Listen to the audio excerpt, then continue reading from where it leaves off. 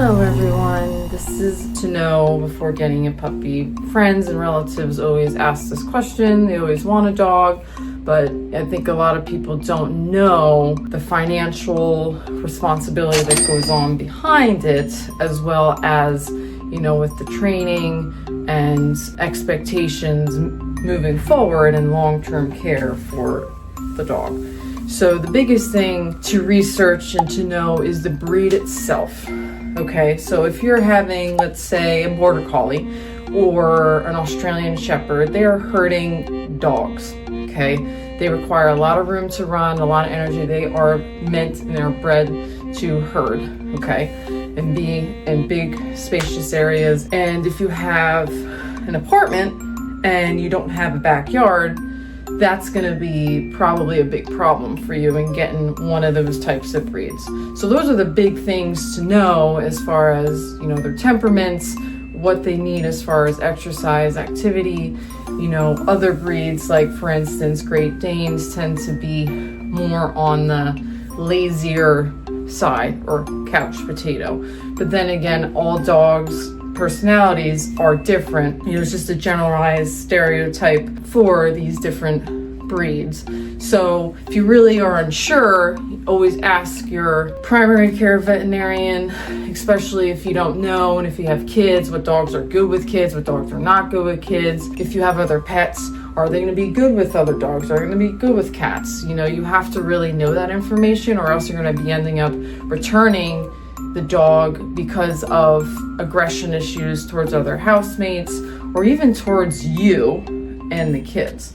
So, certain breeds that were meant to fight, one of them being pit bulls, even though I love pit bulls and they're very loyal dogs, unfortunately, a lot of people abuse the breed to their benefit. And you see a lot of them involved in fighting. So that's when you get a lot of the negative behaviors or the abuse, when they're not nice towards their owner or they're showing aggression issues towards people in the house. So especially if you don't know the history or background of the rescue dog itself, you're just kind of doing like a Russian roulette, not knowing what you're going to get from that pet. Okay.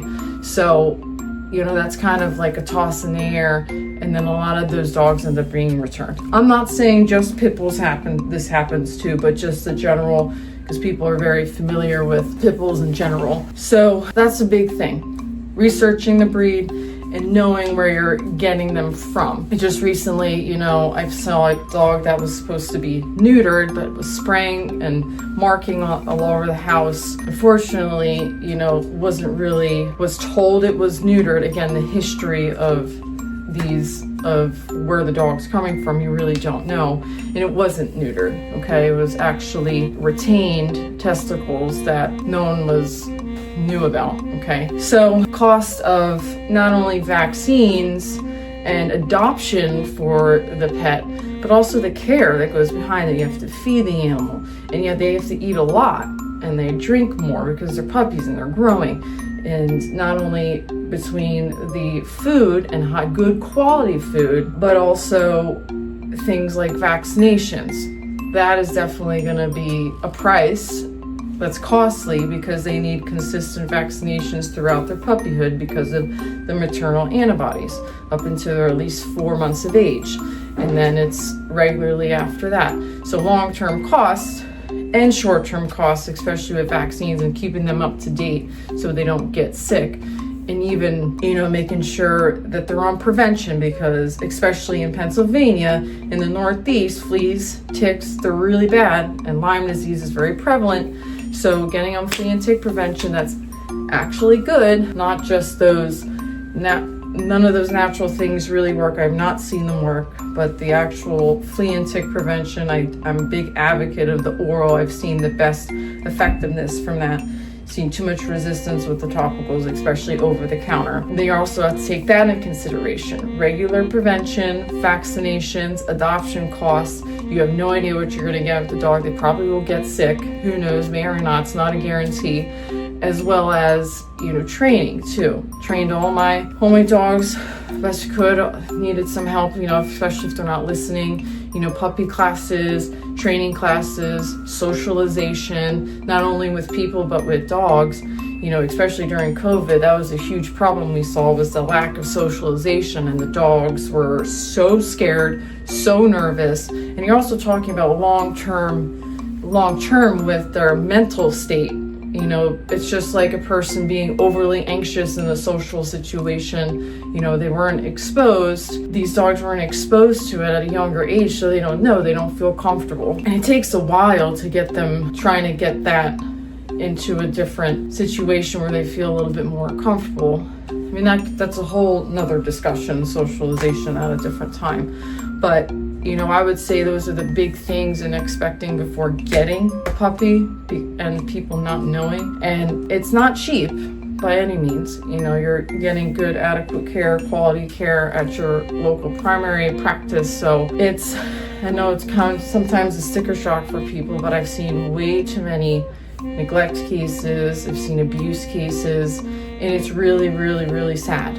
Okay. And especially if the breed needs to be groomed on a regular basis, that's another cost too. Like doodles, anything that's mixed with a poodle, they need to be groomed regularly. Shih Tzus, all these dogs, just like a human, we need to bathe and groom ourselves regularly, grooming them as well. One of the neglect cases I saw was severely matted dog, and it was very painful. He was very, very painful, and it was really heartbreaking to see. So taking that in consideration and cost, especially with these high maintenance breeds that need that as well, and the grooming on a regular basis every 4 to 6 weeks, that's gonna pay price. And to get a great groomer, that's also not cheap. For my dogs, it's depending if they need a bath, they need a trim, blowout. With the 3 dogs that I have, yes, it's not the cheapest, but you know what you're getting into when you adopt. Okay. And those are the big things too. If you can afford to have these things for your dog, please do not adopt at this time. It's just going to create long-term problems. I know all of us want a puppy, all of us want a dog. Oh my gosh, they're so cute. But we don't think about the long-term and the short-term. I've seen people return puppies because they were potty trained, because you have to think about potty training too, and having energy and consistency in doing that. All these play factors, and it's just a cute puppy. They're kids. They are legitimately kids, and you have to treat them like so. A lot of people just see a pet as a pet, unfortunately. My pets are my kids, so you take the baby to get all these shots, consistently to the pediatrician, wherever, and the same thing with your puppy.